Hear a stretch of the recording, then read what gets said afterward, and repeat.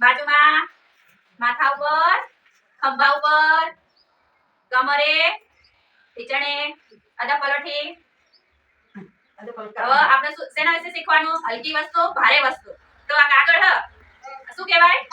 કાગળ. અને આ શું છે? પાણી. તો આ કાગળ હું આની પર નાખું તો એ ડૂબી જાય કે તરહ? તરહ. પાણી પર તર્યું કાગળ. તો આ શું કહેવાય? કાગળ હલકી વસ્તુ કહેવાય. શું કહેવાય? આને શું કહેવાય?